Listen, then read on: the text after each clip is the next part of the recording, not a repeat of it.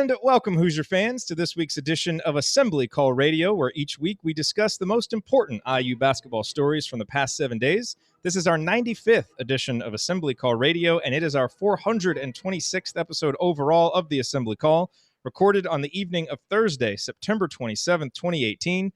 I am your host, Jared Morris. And let's begin this edition of the Assembly Call how we begin every edition of the Assembly Call, and that is with our Hoosier Proud banner moment. And Indiana is the national champion. When it comes down, Indiana will be champion. Smart takes the shot. The Hoosiers have won the national championship.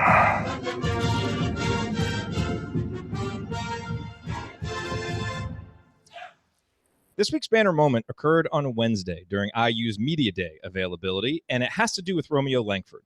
But it's not the quote that you're probably thinking of. Romeo made headlines by saying that his expectation for his freshman season is to win a national championship. Bold words, but as we know, most talk, especially in the preseason, is cheap.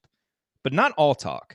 What stood out to me most about the media availability was the way that Romeo's coach and teammates described him as a person and as a teammate. They could have focused their comments strictly on his impressive talent and ability, but a number of players went out of their way to praise Romeo's humility and desire to fit in rather than stand out. As Juwan Morgan said, quote, "He's been a great teammate, not what is usually portrayed of a five-star recruit going in, being pretty much like a savior of a team or anything like that. He's just a real down-to-earth guy," unquote. That's important. In fact, it's essential if this team, which already has an established leadership hierarchy with Juwan at the top, is going to maximize its potential. If Romeo had walked in expecting special treatment and holding himself apart from the group, it would be an easy recipe for the kind of internal discord that we've seen sink talented teams in the past. But at least right now, that doesn't seem to be the case. There aren't many teammate relationships in the country that are more critical to their team's success than that of Juwan and Romeo. So far, they appear to be on exactly the same page, and that's a scary thought for IU opponents. All right, now let me introduce my esteemed co-host for this week's show. To my left, he is the Jay Wright of Girls Youth Sports Coaching in Cincinnati. He is the president emeritus of the Robert Johnson Fan Club, and he is one of the world's most respected bracketologists. He is the fun-loving Andy Bottoms. Well, it's been a fun week, Jared. Let me tell you, this is fun. This kind of game is fun. This was fun. All right, well, this was fun. Andy, what is your bottoms line on the last week in IU basketball? Well, given that I usually coach in a t-shirt, I'm not sure the Jay Wright comparison is an apt one, but that's neither here nor there. Much less hair gel too. So, it's a little bit of what you said with, I thought it was great to see during the media availability that Juwan and Romeo were kind of put up there together as, one certainly more vocal than the other, the leaders of the team, but it's certainly a team that'll go as far as those two guys take them. And I think putting them up there together shows that the program at the very least is not shying away from that. And the other thing that I took away that Juwan did, in addition to, some of the other answers he gave, was at least maybe consciously or subconsciously tried to put everybody's fears about the point guard position to rest by having the guys he singled out be, for improving the most over the offseason, Devontae and Al, and then of the freshman, Rob Finney. So, maybe he has his finger directly on the pulse of the fan base and what some of the big questions about the team are, and wanted to make everybody feel better. Hopefully his optimism about the way those guys have come along will come to fruition. But, I think those were guys that seemed to be, singled out quite a bit. Archie Miller talked about Devontae being more consistent. I think he's talked about Al over the course of the season. And I think some of the things about Finney are pretty exciting as you think about him, being the point guard of the future, and when the future starts, I guess we don't yet know, but, excited to hear these guys talk about some basketball and makes it just seem that much closer. So it was fun to hear from the guys and hear some of their personalities and things like that. And it was a good week, not to mention the fact that it gives us a lot to talk about on the show. Absolutely. And to my right, he's a columnist for The Big Lead and a co-host of The Hangover, but you know him as Indiana radio's most opinionated, polarizing, over-the-top personality. I pretty much have an opinion on everything. He is Ryan Phillips. Ryan, I know that you can't be with us long tonight, but what was your biggest takeaway from Media Day? Jerome is really good. Yeah, Archie definitely sounded impressed with him, which we're going to discuss later. Anything else jump out? Can we just get the season started already? Amen to that. All right, I got to get out of here, folks. Thank you. All right, now don't worry. Ryan has assured us that he will be a full participant on Saturday's post-event show after Hoosier Hysteria. But filling in for him for the rest of tonight, He was a 10-year high school head coach in Indiana who is currently an assistant coach at Western High School. He is the host of Sports Talk with Tonsoni, the founder of the Delphi Bracketology Club. And, well, he's already informed me that he's prioritizing IU Rutgers on Saturday over Hoosier Hysteria, probably, which makes sense given his past comments about the event. I don't like any tomfoolery. I don't like Hoosier Hysteria. I don't like Hoosier Hysteria. I hate it. You got to get something productive out of the day so we don't get beat by Indiana State by 21 points in the first game. You're out of here. He is the coach, Brian Tonsoni. Coach, what's on your mind? I'm ducking from the shots Chicken I'm wings. taking The chicken wings at Buffalo's? at Buffalo's. What's on my mind is anytime you can listen to Archie Miller talk about basketball in a long press conference, it's music to my ears. Just love the way he approaches coaching. And as everyone knows, as much as I dislike Hoosier Hysteria, I really, really like Archie Miller. So it's basketball time again. The season's getting ready to get started, at least practice-wise. I thought it was interesting to hear some chatter around Bloomington and to hear Archie talk and to remind everyone that there's a learning curve for the talent that we have. You heard it in guys like Justin Smith and Devontae talk about mental growth and learning how to do some things differently from the first year to the second, or in Devontae's case as a junior. And so one of the things that I want to look forward to and listen for in future press conferences is how quick are the freshmen picking up how to practice? How quick are the freshmen picking up how to compete in every drill? All of these young men come in highly successful in high school, and maybe we're not pushed in a practice environment and we're not pushed in a competitive environment. And that's not going to sit well with Archie. And Archie's got to do a lot to drag that out of these talented people. They mean well, they get along well. It sounds like it's good team chemistry, but your better teams compete in every drill. Your better teams compete in every practice. And as a coach, when you have new players in your program, it's not just about coaching offense and defense. It's about coaching how we do things in a program.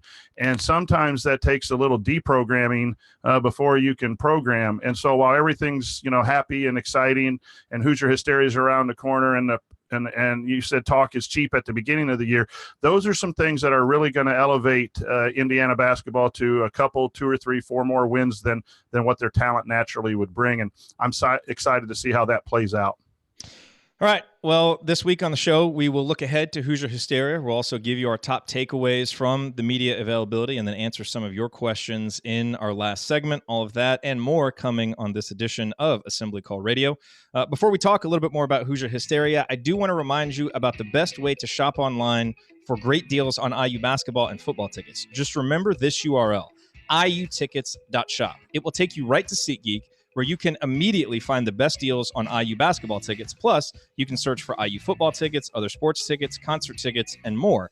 As a bonus, you can use the promo code ASSEMBLY to get $20 back after your first purchase. And when you use that URL, iutickets.shop, we actually get paid a commission for referring you. That's not the way it works. No, Ryan, it is the way it works. I verified it, and we've actually earned over $100 in commissions already this month. Whatever. It's just so friggin' confusing. It's really not, though. All you have to do is use the URL iutickets.shop to access SeatGeek, and if they end up buying a ticket, the commission goes into our account. Simple, easy. Boom, over, done. Exactly. So when you need tickets, visit SeatGeek and use our URL to do it, iutickets.shop. Once again, it is iutickets.shop. Thank you. All right. Before we close out this segment, real quick, guys, just a couple quick reminders. If you're going to Hoosier Hysteria, starts at 4, doors open at 2 o'clock. Parking lot opens at 12:30. Andy, I know you signed up for the BTN Plus account last night. That's what you need to do if you're going to stream it. Any issues or tips for folks who need to get that? No, I actually got it in time to watch the IU soccer game last night that was called by a former intern of the Assembly Call, Josh Eastern. So got to see an exciting win there. Everything is set to go. Only tip I would give is as you sign up, there's a box that you need to uncheck where it will automatically renew for the next month, because the way that the timeline works out this time, you'll kind of have a month where you'll need it to pay to get Hoosier Hysteria, and then you'll want to fire it back up right around the time of the first exhibition game, and that'll allow you to get that exhibition game and then the UC Davis game, which I believe are the only two that are on BTN Plus. So they've managed to finagle it where they get you for 2 months this time, but just make sure you uncheck that so you don't end up paying for a month that you don't need. Yeah, and I will be there, so come say hi, send me a tweet if you're going to be there. Coach, where are you going to be posted up in case anybody wants to come say hi before the game or come hang out with us after? I'm going to post up at Buffalo's probably at noon and head towards Nick's about 2:30 or 3 if I don't decide to head into Hoosier Hysteria. But immediately afterwards, I'm going to head to Nick's and try to hold a table or two for anyone who has a half hour or hour to stop by and just talk. Yep, and Andy, you're going to host the post-event show. Ryan will be on, and then I'm going to find a place somewhere inside of Simon Scott Assembly Hall, or I guess walking outside toward the bars, where I'll hop on the show too. So it's a huge show. We have a lot of fun with the Hoosier Hysteria post-event show. We fully acknowledge that it is overreacting to something that there probably shouldn't be a post-event show for, but it's kind of fun, and it's our first chance to see a lot of these guys, so we always enjoy this show each year. It's no worse than overreacting to press conference comments, so I think it's we would never do that. Never do that. All right. Coming up on the assembly call, we're each going to divulge one thing that we're most looking forward to seeing at Hoosier Hysteria, other than Romeo wearing the cream and crimson on McCracken Court for the first time, plus other stuff that we're looking forward to. That is next. Stick with us. We'll be right back.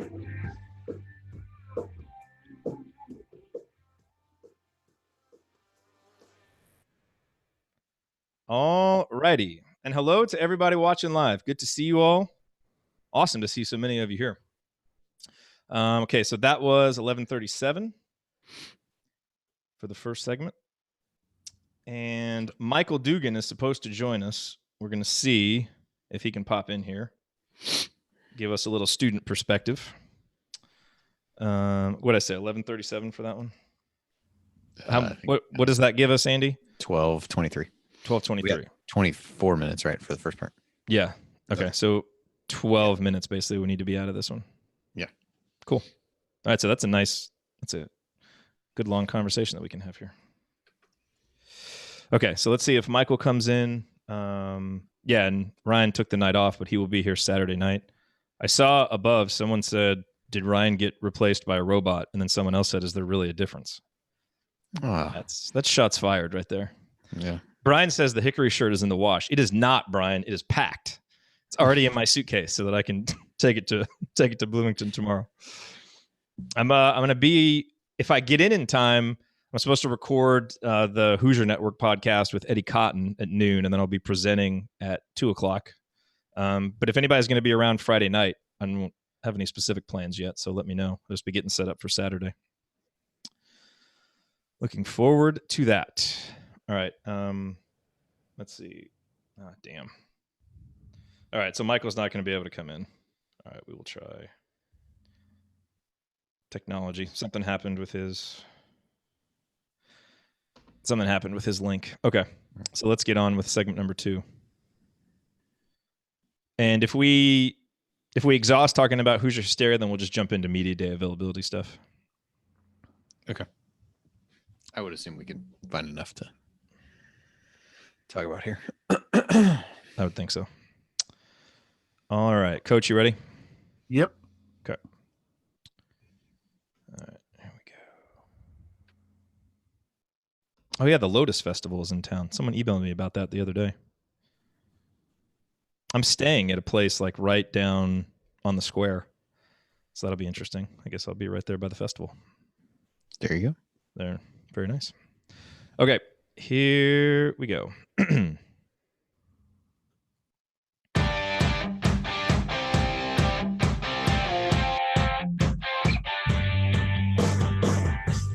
You are listening to the Assembly Call. If you want to watch replays of our show or listen to our daily Banner Morning IU news updates or subscribe to our free IU basketball email newsletter, visit assemblycall.com.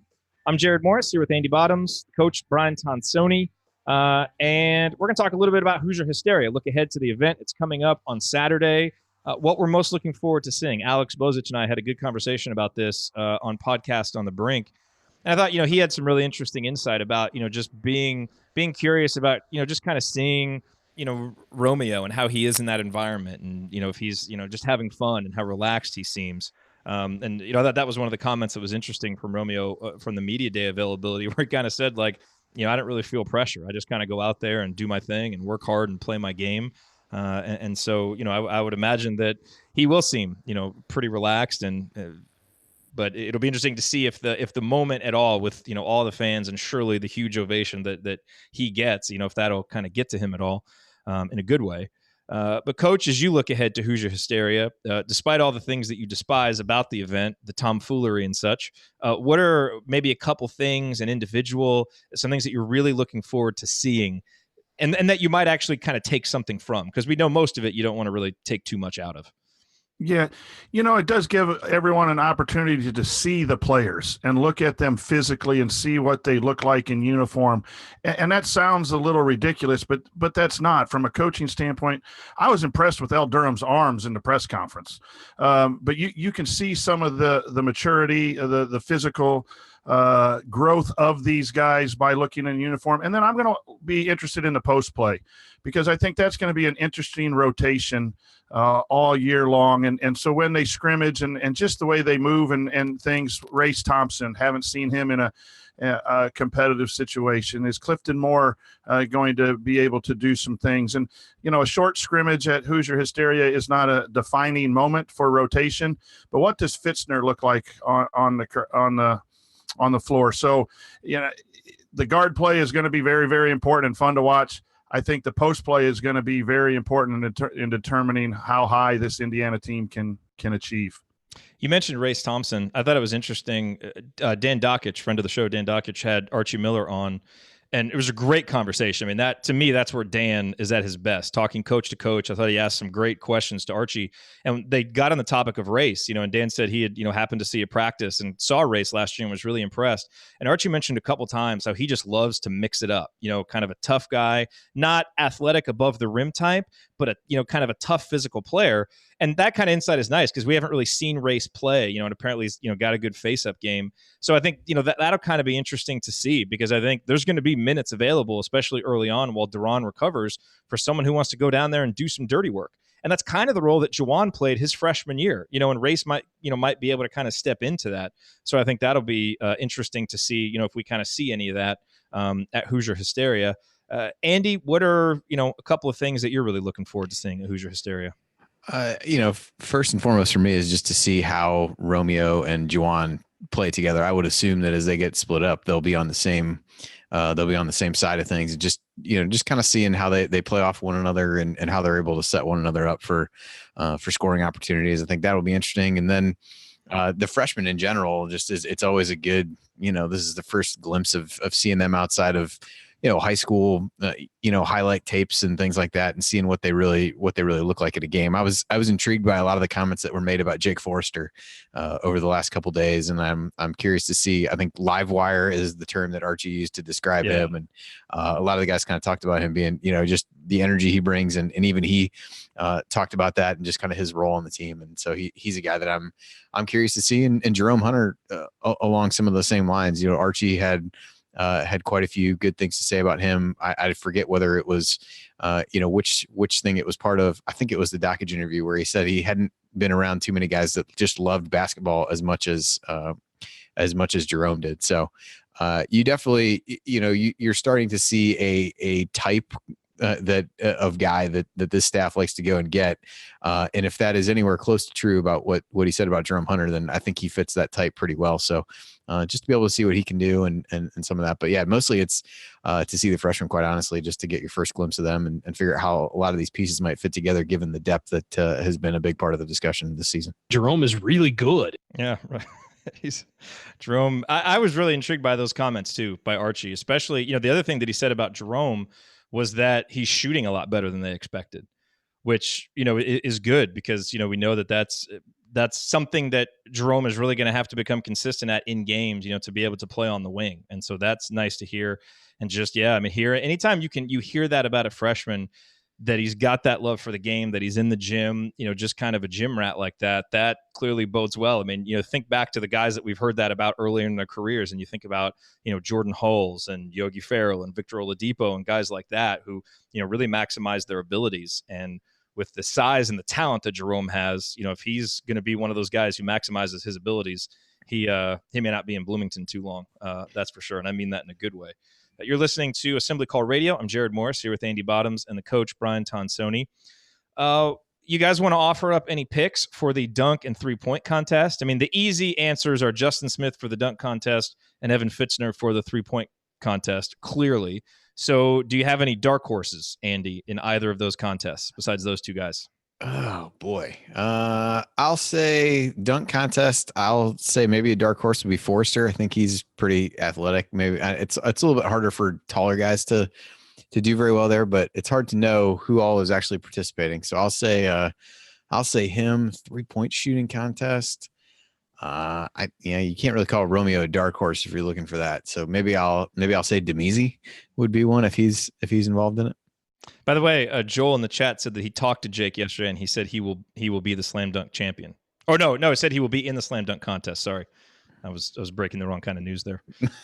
He wasn't being boastful. He just said he'll be in the contest. So there you go. At least he'll be in the contest. All right. Well, I'm glad I picked somebody who's actually in it. That's always a good start. That's good. Coach, are you going to boycott this conversation, or do you want to offer some picks? No, I won't boycott. I can participate. I'm going to pick a long shot. I think Zach McRoberts wins the 3-point contest if he's involved with it. He's going to show his improved shooting. He's going to need to shoot to solidify some minutes, and no one expects him to win it. And I think he's got the moxie to show up on a night like that and win the thing. The dunk contest, maybe Jerome Hunter. To go against the grain, but the other guys mentioned seem like good choices as well. Yeah, and the other thing to look forward to at Hoosier Hysteria is we've kind of heard that they're going to put a little bit more into it, and we kind of heard that there's going to be a bigger budget, try and do it up, do it up right, so to speak, more comparable to how some of the other big schools do it. And one of the things that we learned at the media availability is that they're going to be an elaborate floor projection. And Stu Jackson, tweeted out what that looked like. The Atlanta Hawks, a lot of the NBA teams do it. And so that should be something that's really, really cool. And, the other thing to always look for at Hoosier Hysteria, look, the stuff with the team is awesome. The intros are going to be awesome. We certainly should mention that it's going to be great seeing the women's team hang the WNIT banner. That's going to be really cool because anytime that you hang a well-earned banner, that's obviously what we do all of this for and what the players play for. So all of those things are going to be cool. But let's not forget one of the most important, maybe the most important purpose of Hoosier Hysteria, and that is to be a recruiting event. And so we know that Trace Jackson Davis will be there. We know that Keon Brooks will be there. A lot of the top underclassmen, guys like Christian Lander and Caleb First, and a lot of those guys are going to be there. And we would certainly assume that just like last year when they had, Romeo and Robert Finney and Demizi Anderson and those guys, take the long walk across McCracken Court to their seats, which is, kind of the only allowable way by the rules that they can get them recognition because you can't announce them or show them on the video board, anything like that. I would assume, knowing this fan base like I do, that everybody will be quite prepared when they see Keon and when they see Trace, two tall gentlemen that certainly stand out, even with other players there. I think everybody will be ready to give them a big ovation. That's the other thing is, what kind of experience do the recruits have on their official visit? And so I think, Andy, you see, getting the bigger budget, some more bells and whistles. To some of us old timers, we might not, it might be a little bit of a whatever in terms of our experience, but that's the kind of stuff that really could go a long way towards selling the experience of Indiana basketball toward the next generation of players who want to be a part of it. Well, and I think that ties in so much with all the social media stuff that we've talked about over the course of the off season, with the different things they've done, with the videos they posted of, trying to give you a glimpse into what it is to be part of the IU basketball program, what a practice is like, what some of the off court components are like. And I think it all just, that should all complement everything that they've already seen and kind of been told about the program. So yeah, it is a big deal. I mean, that was really what, the conversation you had with Jeremy Gray a couple weeks ago, that's one of those where we can talk about all the things we might want to see, what we like and don't like. but you can't really lose sight of that's such a huge part of the recruiting experience, and you don't get too many chances to be able to give those guys a little bit of recognition in as stealth a way as you can, and so it is important for them to really get a feel for the program, and you can do a few more of the bells and whistles in this scenario than you could ever do during a game day. Valerie asked if Trace has taken all of his official visits yet. He hasn't. He took one to UCLA, he took one to Iowa. He has another one scheduled for Michigan State. The Wake Forest one I don't believe is going to happen, and then I don't think the Purdue one's going to happen either. So that's why I think you read guys like Rab Johns and Alex Bozich and those folks. Sounds like it's kind of between Indiana and Michigan State. That remains to be seen, but that's kind of the chatter that you hear. And Chad asked if they've announced who's hosting it. I haven't heard who's hosting it. Have you guys heard anything about who's hosting it? I have not. Yeah, I haven't either. So it'll be interesting to see that and to see if anything happens with the locker rooms, because that's the other thing that we've heard. So if there's any type of video presentation or anything like that that kind of shows us the locker rooms, that'll be really interesting to see as well. And I never gave my picks for the dunk contest and the 3-point contest. Coach, your pick of Zach McRoberts was an inspired one for the 3-point contest. I'm gonna go with Demezi though for the 3-point contest, and I've got I watched Demezi's interview or his comments at Media Day availability, and I was really, really impressed by some of the things that he talked about. And so I want to hit those coming up here in the next segment. So we'll tease that there as we move forward. Those of you who are listening on the radio Friday night, you may be switching over now to high school football. So be sure to catch the replay of the show at assemblycall.com. For everyone else, we'll dive fully into our Media Day takeaways, starting with the head coach. And I'll tell you what I thought about Demezi. That's next.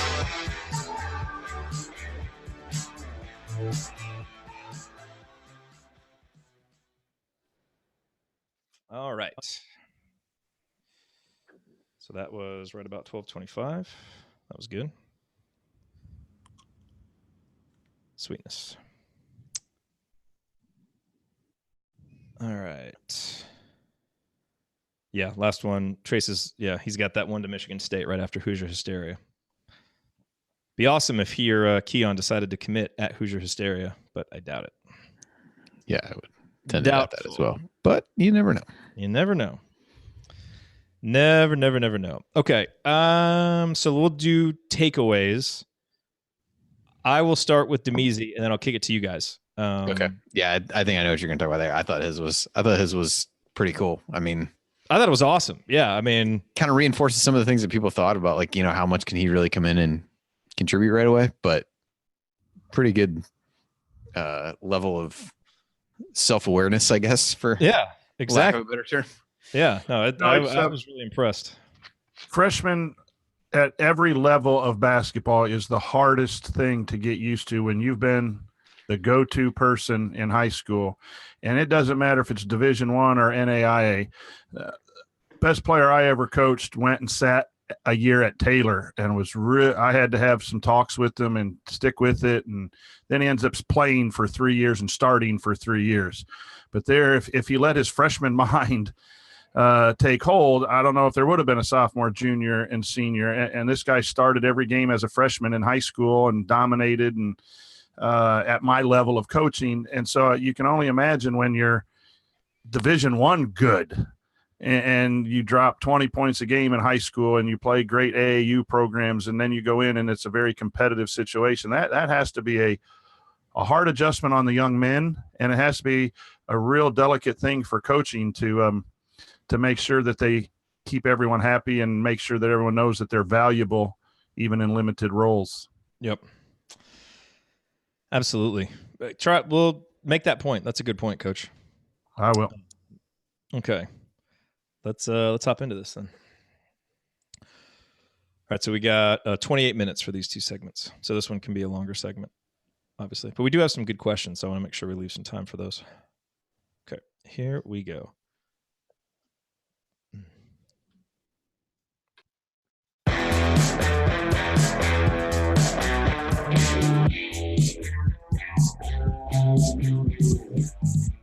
Welcome back to the Assembly Call. Quick question. Are you subscribed to our free IU basketball email newsletter yet? Because if you're a serious IU Hoops fan, you need to be. there's a high level operation going on out there. You will get our 6-banner Sunday news roundups as well as our detailed post-game analysis emails once the season begins, which is why more than 6,000 of your fellow IU fans are already subscribed, and joining them is easy. Just text IU to 66866 or go to assemblycall.com. That's IU to 66866 or go to assemblycall.com. Make no excuses. Can we get some basketball, please? All righty, back to talking IU basketball. I'm Jared Morris. I'm here with Andy Bottoms and the coach Brian Tonsoni. Guys, let's talk about Media Day and, all the normal caveats. We don't want to overreact too much to this stuff, but this is what we have to react to now. And I think it is interesting when you hear guys talk and you kind of get some insight. And I think especially when you hear Archie talk, because he does seem like such a straight shooter and he has this great combination of being succinct and insightful. Like you really feel like you learn stuff, both good and bad. Like it actually feels like he'll say what guys are struggling with and say what guys are doing well with. So it feels like a worthwhile investment of time to listen to him. And, you don't always expect the players to give you tons of insight, but I thought we got some. I thought Juwan was really insightful. I thought some of Romeo's comments were. I thought a lot of the guys, and one guy that really stood out to me that I mentioned last segment was Demezy Anderson. And I thought for a freshman to have the self-awareness and the candor that he had, just being really open with the stuff that he's struggling with, talking about how he's struggling with the defense and how he's struggling with some of the ball handling, but at the same time, maintaining his confidence in his shooting. I really appreciated his attitude. And if what he said is kind of a window into his thinking, and he, that was an accurate reflection of the humility that he kind of approaches his business with and the growth of his game with, I think he's got a chance to be a really good player as he gets better and improves on some of those weaknesses. Because, Coach, do you think that would seem to me to be a hard thing about being a freshman when you've been a star and things have not necessarily been easy, but you've maybe had an advantage in terms of athleticism and talent and ability to now go to where you don't and you're at the bottom of the totem pole, being able to be honest with yourself about your weaknesses? That seems like a kind of an advanced mindset for a freshman to have. It is very refreshing, but it is eye-opening for the young men to go through that. When you are a very talented high school player, you win every competition in practice, and practice is easier, games are easier, and then all of a sudden you're recruited into a program which has 13 scholarships and McRoberts who could have one, and there's heavy competition, and it becomes a little more difficult. And when the struggle comes, that sometimes is new for freshmen, and that's freshmen at every level go through that. Your Division I all the way down to your NAIA, and I've had some experience taking players of mine through that freshman lull, and some players are good enough to play through it. A Romeo is advanced, but for a lot of guys, that learning curve on how to do things the collegiate way is a lot different than any AAU experience or high school experience. And it takes a right mental approach, and it takes a lot of guidance from the coaching staff too, to understand that these young men are struggling. And to hear Demezy be honest about it is the first step for him to sit there and say, okay, I need to be a better passer and I need to defend better. That to me is refreshing. And I think Demezy will be a nice player for Indiana once those things all get worked out. But that's just typical of a lot of freshmen, regardless of what they've done in the past. Andy, what were some of your biggest takeaways from Media Day that we haven't hit already? Well, one of them was, and we heard Archie talk about this, but you also heard Juwan and Zach talk about it as well. And it was really just the difference being the second year of Miller's tenure as opposed to the first. And Archie talked about it a lot in the sense of, you are now only teaching some of the guys essentially, and you've got other guys who can kind of model the way and show, on a team with so many newcomers, show them how it's done. And I think, we see that in other sports and in other things. But I think it still gets understated sometimes just how much of a transition that last season really was. And even though we were happy with the strides that were made over the course of time, I think to be able to really sit back now and look and say, hey, we've got guys who have been here before, who've done it, who know what Miller wants. And I think one of them even talked about, I think it was Juwan. I could be thinking of it, maybe it was somebody else, but almost kind of using themselves as a translator of like, well, here's what coach wants and here's what he means when he says this, and some of those kinds of things. And I think it's really hard to, put put the right amount of value on those kinds of things and how much it being year 2 is going to mean versus year 1. So that seemed to be a theme that went throughout a number of the guys who talked, obviously only for the guys who'd been there before, but that was a pretty consistent drumbeat, I felt like. Something else that stood out to me, Archie was talking about Justin Smith, and there were a couple things that stood out. One is, they obviously focused on, Justin becoming a better perimeter player and improving his shot and everything, but it sounded like what they really focused with him on was being a better finisher, and that he really struggled last year, being able to finish and not, getting, missing the shot or having to, go to the free throw line, but making those and becoming an and one guy, I think is the phrase that he used. And, I mentioned that on a Banner Morning recently, that's, one of the individual stats that if it improves could really help this team is if Justin becomes better at finishing around the basket. And he wasn't bad last year. I mean, his 2-point percentage around the basket was pretty good.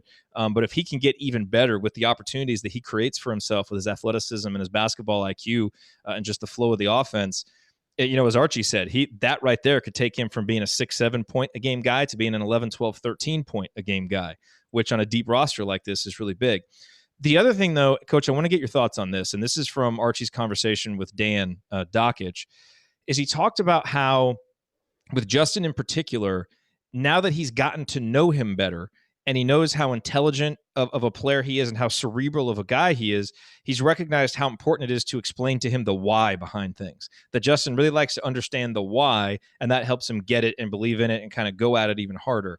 And I thought, obviously for that particular player, that's great. What I thought was even bigger about that is it's kind of the small kernel into Archie's coaching philosophy and the kind of coach that he is, the understanding of, tailoring the message to the individual person, building that relationship and how that can grow and evolve over time. And, if that's happening with Justin, that's obviously going to make him a better player. And if that's happening across the board, that's just going to, help that message sink in better for all of those individual players. And I mean, I thought about using that as my banner moment, because to me, when you have a coach that understands that and does that, that shows me a guy that's kind of at that next level of being able to build relationships with players and being able to impact them in a really profound way. Yeah, I think great leadership understands the assets that they have to use. And in this situation, as coaches, our assets are the players in our program. And everyone is motivated a little bit differently. Everyone has that fire at different levels. And it sounds, I was really impressed with Justin's interview on Media Day as well. And then I also listened to the Dockage segment with Archie. But that is really impressive too. And it sounds easy to get to know your players, but with all the things that are going on in a collegiate program, that has to be something that is scheduled and a big part of your philosophy, because it can get lost in scheduling practice, doing media, doing alumni stuff.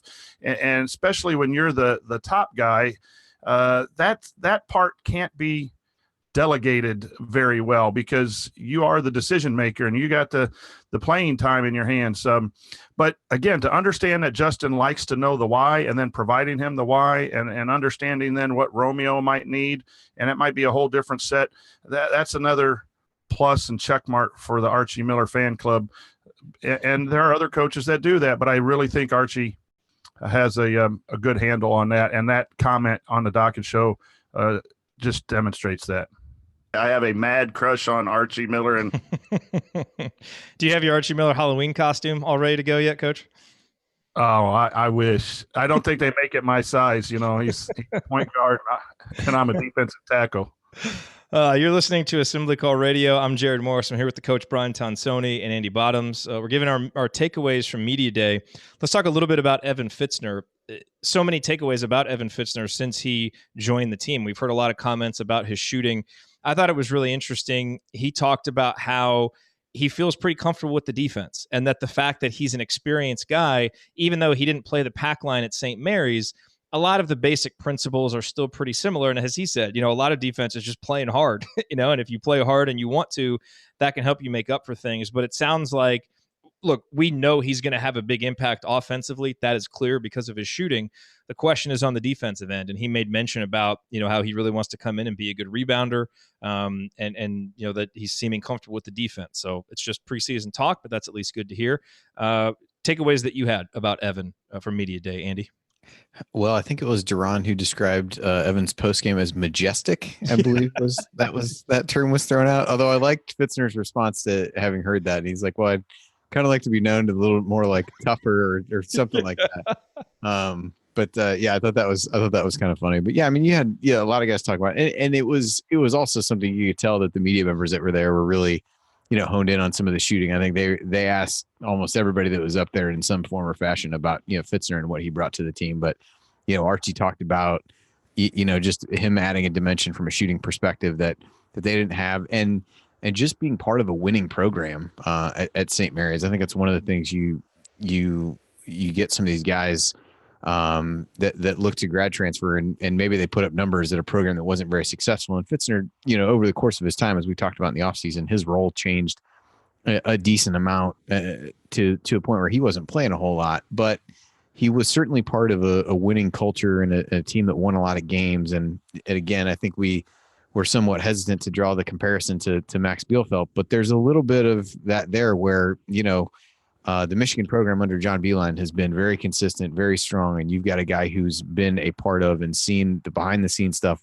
of what works, what doesn't work, and just being able to make plays in games and see how that all comes together. So I think that just the program that Evan has been a part of initially is something that Archie has harped on, but I think maybe has gotten a little bit less publicity just because everybody's so focused on how well he shot the ball in every video that's been out there, and hasn't missed a shot yet. Yeah, exactly. So you might be there to see him miss the first one. It's tough to say, but so I think he is certainly poised to play a pretty big role right out of the gate, because I think he's the guy that Archie already seems to have a decent amount of trust in, just from an experience level. And to hear Evan talk about being comfortable defensively, which was really everybody's concern, or if you were going to find a concern of, hey, if this doesn't work out, this is probably why.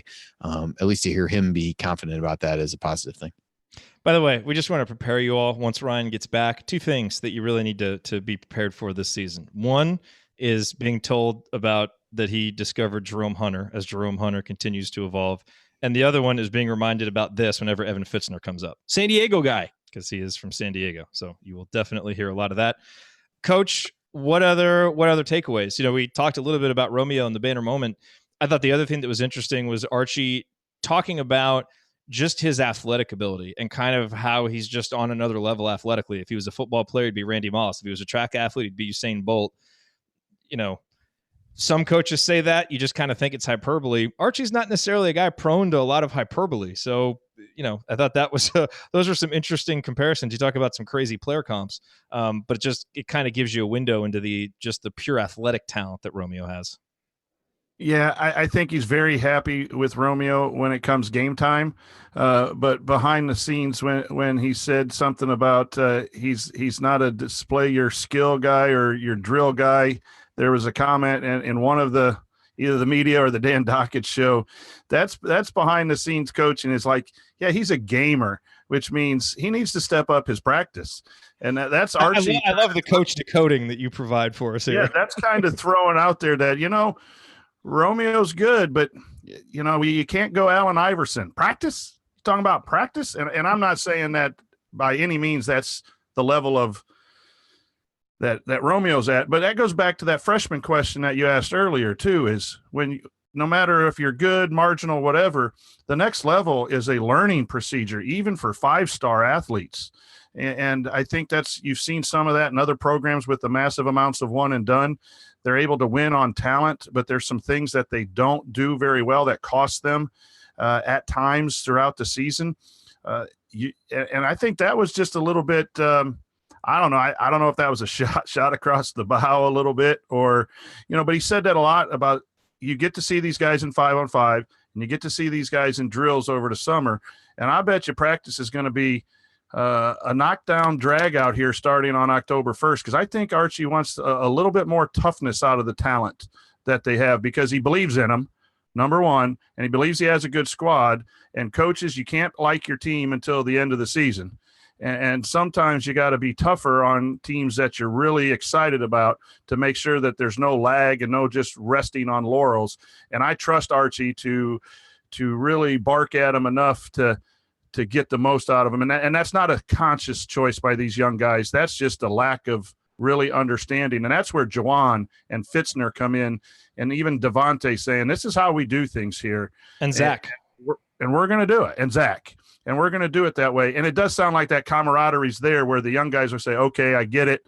And I fully believe that Indiana will get that going. But I get the sense that Archie has a game plan to toughen this group up for the dog mentality that Archie likes in his teams. And I've heard Juwan mention Yogi several times. And, it kind of sounds like he's modeling how he wants to be as a senior off of what he saw Yogi do, when he was coming in as a young player. And obviously Yogi is a guy who struggled with leadership early in his career, but really, I think, fully embraced the role as a senior and was a big part of the reason why that team succeeded. And so I think having a guy like Juwan to kind of be right there with him, challenging the guys, and that, knows what Archie wants, I think will be really good. Andy, go ahead.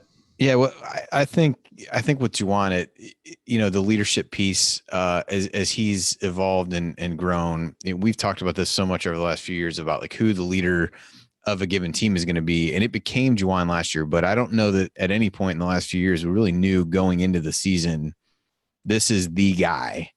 And I think Juwan has made no bones about it and really embraced that he is the guy. And yeah, he and Romeo are going to share the spotlight and do that. But I think he's going to be the one that does the talking. And Romeo has even kind of said by his own admission, he's more of a, lead by example type guy. But Juwan is going to be the vocal guy, and how he talked about, hey, I'm going to go guard this guy in practice and make this guy guard me and toughen him up and make him better. And even just what I think somebody asked him about his, kind of what he wanted his legacy to be or something like that. And he said, wanting to be a guy that other people wanted to play with, that was tough to play against, and they wanted on their side and things like that. And he's probably not thinking too much right now about, hey, this is the last year. That seems like a long way off than the last, when his last game will be. But I definitely think that will go a long way towards sorting things out with the team, because who the guy is, who the who's got the keys to the car, and then everything else hopefully will fall in line behind that.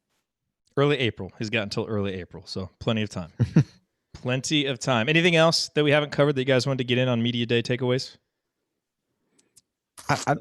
Only other thing I had was just the depth. I mean, we've talked about this a lot, and Archie talked about it. I think what he said was, if we're not playing 9 or 10 guys, we're not doing it right, or something to that effect. So, did talk again about, some guys are going to have to sacrifice more than they thought, and we'll kind of see how that all starts to shake out. But I think a much, much deeper team. We kind of thought that coming in. It nothing I heard yesterday from Archie or any of the guys who are involved in providing that depth leads me to believe otherwise. So that's a pretty positive development for a team that's, had its share of injuries over the course of time and often struggled to find guys to step in.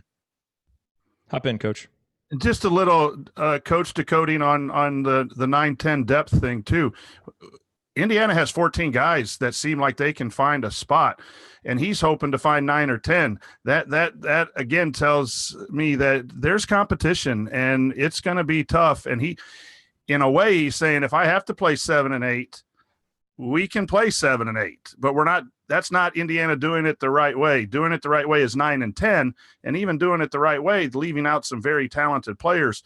And then he also had a comment about the sacrifice.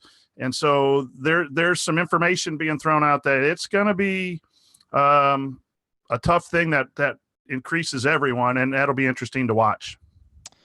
Absolutely. I felt like we had an amazing conversation on all levels. Thank you, Coach. All right, coming up in our final segment, we are going to answer your questions. We got one from Steven about a comment Archie made about switching more, maybe, and some other great questions that we will get to in our final segment. Come back, join us on the Assembly Call.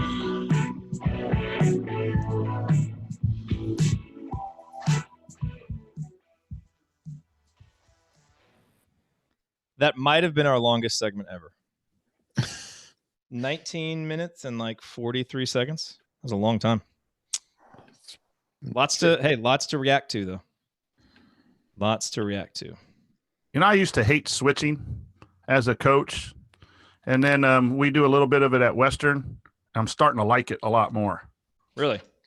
Yeah, because it's really disruptive. it's just really disruptive if you have similar defenders. The problem with switching is if a small guy gets on a big guy and then gets buried in the post. That's why you don't want to switch. But if you have similar defenders or guys that can guard multiple positions, it really disrupts the flow, and it really takes a team that understands offense, not just talent, really understands offense to beat a good switching team. But it takes good defenders. You can't have a weak spot, because if you have a weak spot, you want to match him up against the weakest offensive guy and keep him there. You don't want him switching on to the best one. But I never used to like it for all those negatives. But if you can really teach it, it's really disruptive. And I think it's really disruptive with the shot clock because, then it forces teams into their, last 8 to 10 second ball screen stuff if you disrupt their flow. So it'll be interesting to see if Archie does go to a little bit more of that. Okay. Yeah, no, make that point when we hit this. We'll do that question first. All right. We've got 7 minutes and 39 seconds. So we can let's see here. We'll hit that one to start. Probably really have closer to 7 minutes by the time the outro, right? No, that's including the outro. But yeah, that's right. You said it was we were 19 what? 1945. So I've got us at 43:45 total. Okay. 1940. Yeah, so you probably got 8 minutes, 15 seconds roughly? Yeah. Okay. All right, I got you. Yep. Let's see. We kind of hit James's question about Fitzner, and you even did the Max Bielfeldt comparison, so we don't need to hit that. Jared's question is interesting if we have time for it. We didn't talk about Al Durham we didn't talk about him very much, so we can hit that question too. Okay, we'll hit all these. Brian talked about his arms, but other than that was he it. did. I mean, they are impressive, man. He's got that Yogi Ferrell starter kit going. He does. Okay. All right, you guys ready? Yep. All righty. Here we go.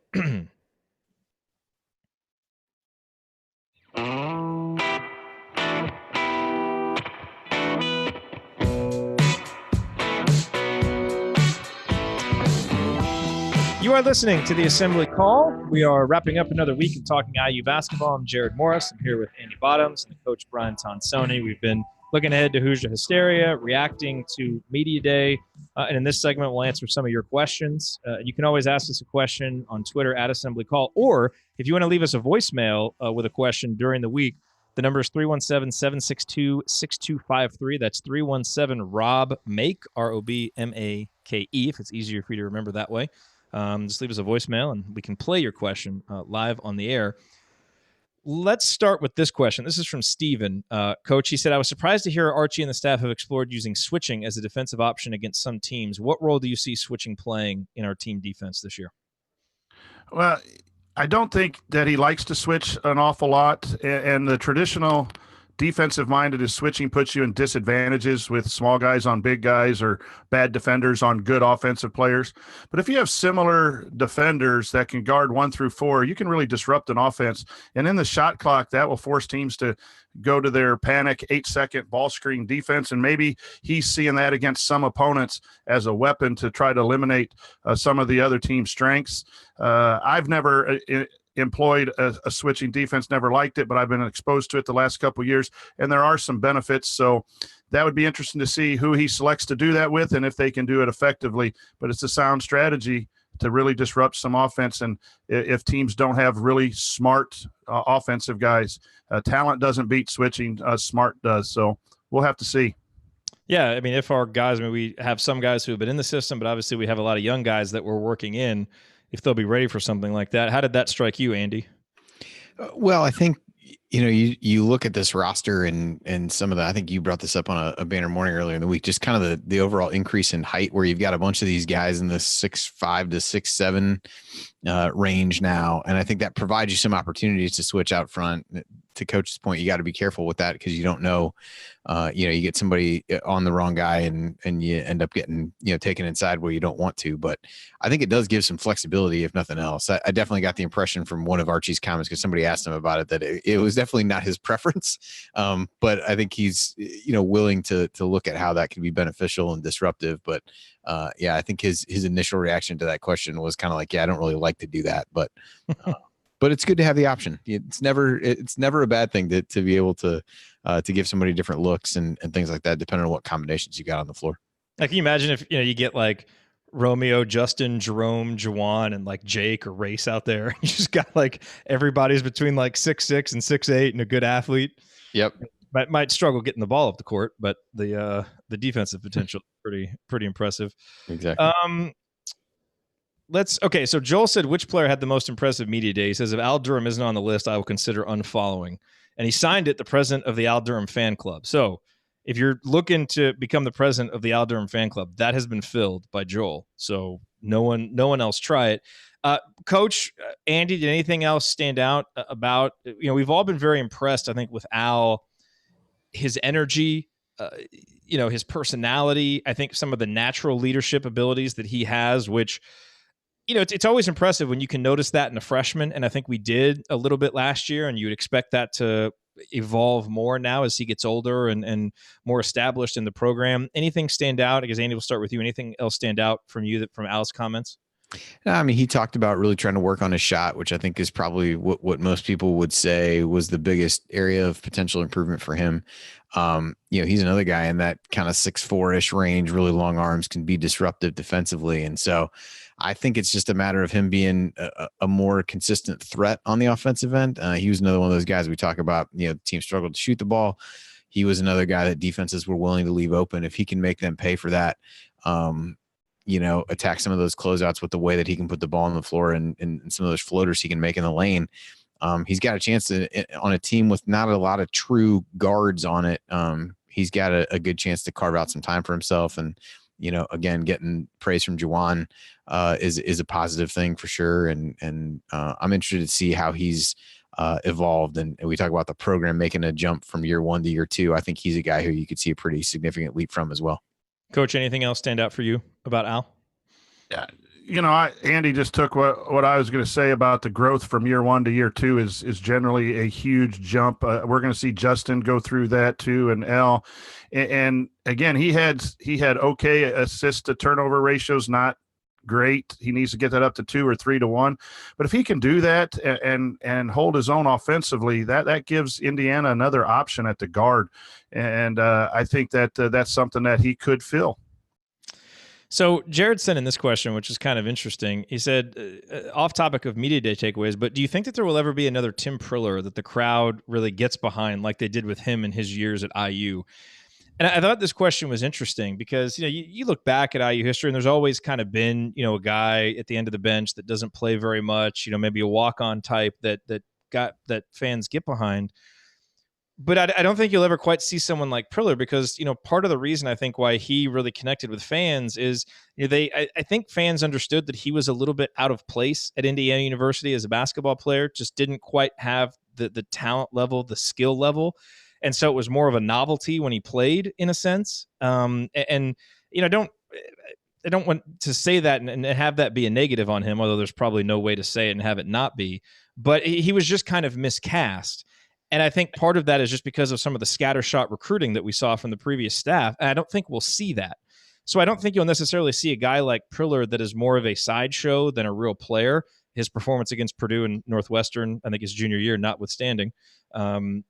But I don't know, do you guys kind of feel the same way? I feel like that was kind of a unique thing that you could almost only get with Crane when he would offer, kind of a 2-star guy off of one good performance, and it was a total mismatch between player and program. I just don't think we're going to see that anymore from Archie. Coach? Yeah, I don't think so because of the recruiting. The only way you get someone at the end is if instead of trying to fill 13 scholarships, you're looking at what some big schools do is get 10 or 11, and then they fill 12 and 13th with some local in-state talent, and those guys become fan favorites. So that's the only way I see that happening. Yeah. I mean, there's fan favorites, and then there's what Priller was, which was something a little bit different than that. That's why I think it'll be different. I don't know if I'm articulating it very well, but I have a feeling people understand what I'm saying. Andy, quickly, your thoughts on that? I mean, anytime you can take a guy who had an offer from Incarnate Word right out from under their nose toward the end of the recruiting process, I think you have to. So, no, I agree. I agree with your comments overall. I think it was a pretty special situation. And if you look at this year's roster, I don't think there's a guy who comes close to that. And Josh summed it up well in the chat. Tim took advantage of the opportunity given to him like we all would, but he wasn't an IU player. And that is absolutely probably the best way to sum it up. All right. That is going to do it for us on this week's episode of the Assembly Call. If you want to see us do the show live, if you want to be part of the live chat, the chat mob, join us at assemblycall.com on Thursday nights for the live broadcast of our Assembly Call radio recording. Or you can always subscribe to our podcast by searching for Assembly Call wherever you listen to podcasts. And don't forget to go to assemblycall.com or text IU to 66866 to join our free email newsletter. Thank you for listening. We will be back to talk IU hoops again with you next week and right after Hoosier Hysteria. Until then, keep your elbows in and your eyes on the rim, and go Hoosiers. Thank everybody for coming out. This was the most ridiculous ordeal of my life. I don't know why I love that drop so much. It just makes me laugh every time. That one and this one. It's completely ridiculous. Ryan overreacting to things. It'll just never not be funny. Man, he hasn't been here in a while. Like fully been here for like a full show in a long time. I know. I look forward to him getting back. And someone said that we haven't had much Assembly Call after dark lately. And this is true. Ryan does a lot of things on this show. I think we all fill our roles. We all fill it well. Coach has been an incredible addition. It's nice that we kind of have this rotation that we can go through. But Ryan is certainly the driver of the between segment and post-show ridiculousness. So he really helps to drive that. So when he gets back, I'm sure we'll get some more Assembly Call after dark, and he should have a whole lot of stories saved up, I would imagine. Yes, I would assume so. I'm so old, it's almost past my bedtime when it gets to after dark. We need those guys to. Yeah, but at least you show up. He's falling asleep at 5:00 in the afternoon, so his time. All right, I got to go get some sleep because I got an early flight tomorrow. All right, travel safely. We'll see you in Bloomington. Yep. See you, Andy. I'll send you a run sheet probably Saturday morning, and we'll just make sure that we're all set up for everything. Yeah, I need to make sure I still got the account to get into Zoom. Okay. I'll make sure that's on the run sheet. Okay. By the way. Oh, no, go ahead. Sorry. I was just saying, I may still have it somewhere, but yeah, if you want to give it to me, that'll probably be a good idea. And I think I still have somewhere I have notes written down about what to do. So I'll dig those up. Also, I got a mock-up of some Chat Mob t-shirts. I thought they looked pretty cool. I sent them to Brian. I sent them to Chad to look at. They looked pretty cool. Sweet. So, yeah. So eventually we'll get those into production, and we'll figure out how we determine who gets those. I feel like it should be kind of like they tried to do with the candy stripes, where you have to earn them and someone has to give them to you. But like better than that. I don't think we should just have it on the website where anybody can buy it. Like I feel like you have to earn that by like showing up and being inducted by at a candlelight ceremony. We'll have to. We could read a bio. Yeah. Yeah, and we should make like a thing of it on the show. Greatest chats segments, their greatest lines. Have us send your greatest lines, or greatest lines, and then we'll recognize them on the show. We have a new member of the Chat Mob. We're pleased to induct such and such, whoever it is. So we'll have some fun with this. Have some fun, but make it something that people have to earn. And I'm excited to get to Bloomington. I love Bloomington. Attendance roll call before every show. I'll get a spreadsheet going. Yeah. Who's in the chat room after 5 attendant chats? That's You're right. eligible for induction to the Chat Mob. That's right. Oh man, that's awesome. Chad says they get a spot on After Dark. They get to pop in the show after dark for the induction ceremony. I like that. Oh, I won't be able to park downtown. I think the place I'm staying at an Airbnb, and I think it has parking, but that would kind of suck if there's no park. I'm staying on 6th Street somewhere. It's got like a rooftop, which is kind of nice. I've found that staying in Airbnbs in Bloomington, it's not always the most convenient location as the hotels, but it's a lot cheaper. I just tend to enjoy that experience better than the hotel experience. But anyway, I know these stories are not as riveting as what Ryan would provide here on Assembly Call After Dark. Jared's life. Travel tips. Jared's travel journal. No one's tuning in for that. Dear Diary, today I am now at the airport. All right. I will talk. Brian, I'll see you this weekend. Andy, I'll talk to you Saturday. And All right. everybody else, see you at Hoosier Hysteria. I hope. Good night, everyone. All right. Adios, Sounds good. everybody. See you guys.